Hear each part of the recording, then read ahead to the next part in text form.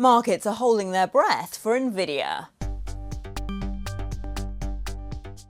The world's first $5 trillion company reports later AI chipmaker Nvidia is responsible by itself for 7% of the value of the S&P 500, meaning that where it goes, the whole market will follow. The pressure is on to show revenue that justifies enormous spending on AI, and the market has been feeling jittery. The Nasdaq is down about 6% from its October high. Kathleen Brooks is research director at XTB. Kathleen, the pressure on Nvidia could hardly be higher, could it? I mean, it is huge, and it's interesting that the stock has really come under pressure alongside other AI stocks in the lead up to this earnings report, when they are expected to generate revenue of over $55 billion for the previous quarter, which is over 50% increase in last year. So when you say that there's a lot of pressure on, there absolutely is, but we think they will deliver, but it's what the market makes of those results that's going to be key. Of course, some big investors, including SoftBank and Peter Thiel, have sold their stakes in Nvidia. Has the market read too much into that, do you think? I think they probably have. I mean, SoftBank and Peter Thiel, they got in very early. They were sitting on really big profits. SoftBank had a $5 billion stake. So no wonder they're going to want to take profit now, because they're going to be looking for opportunities all the time. They're going to want to invest in smaller AI firms that might become a rival to Nvidia, or might even have a fraction of Nvidia's success to make more money because they're constantly trying to grow their funds. That doesn't mean that there's anything fundamentally wrong with Nvidia. And we think that tonight's results will actually reiterate how fundamentally strong Nvidia is, because they've essentially got the whole market wrapped up. And we know that the outlook for their sales is good as well. That's because we've got the hyperscalers who've already pledged money to buy more of Nvidia's chips into 2026. Plenty of market voices, though, have been saying that the valuations of AI-focused stocks have been too high for a while. Why do you think we've seen a sell-off start to happen this week? I think that the sell-off started a little slowly at the start, and that was after Palantir actually released their results last month. And I think the fear was you have got some AI companies like Palantir who have incredibly high valuations. Back then, their valuation was over 230 times earnings for next year.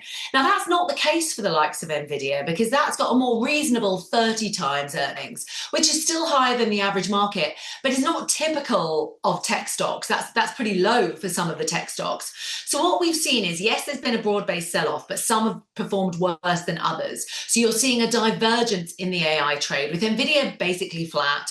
You've seen some real weakness in Meta in particular, but Microsoft as well. These big hyperscalers who are really going hell for leather for AI and investing, betting the house on it.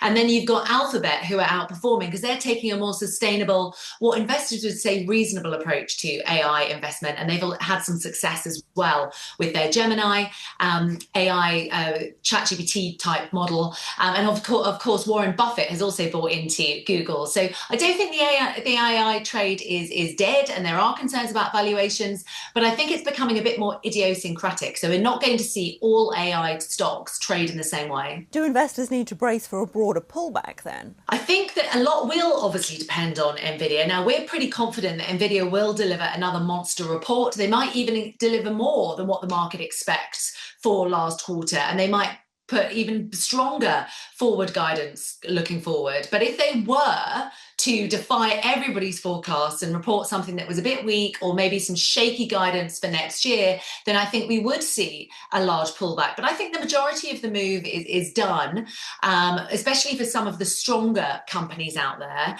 But those that are, that have to raise a lot of debt to pay for their infrastructure spend, that's Meta, that's Oracle, Palantir has come under pressure as well. I think they're going to continue to face a bit of an uphill battle to get back to those record highs.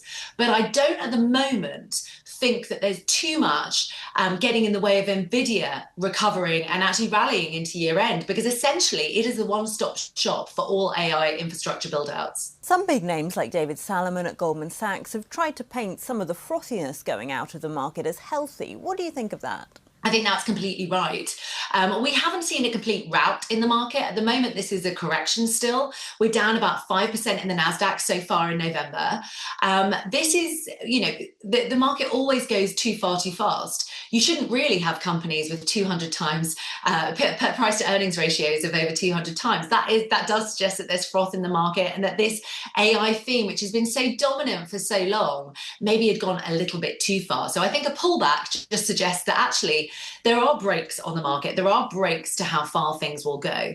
And likewise, they go up too far. Well, sometimes they come down too far as well, and things get sold off that aren't really in line with fundamentals. Things come back to the medium eventually. And I think we'll see that as we get into the second half of November and towards December. That was Kathleen Brooks of XTB. Don't forget you can watch more videos on Reuters.com.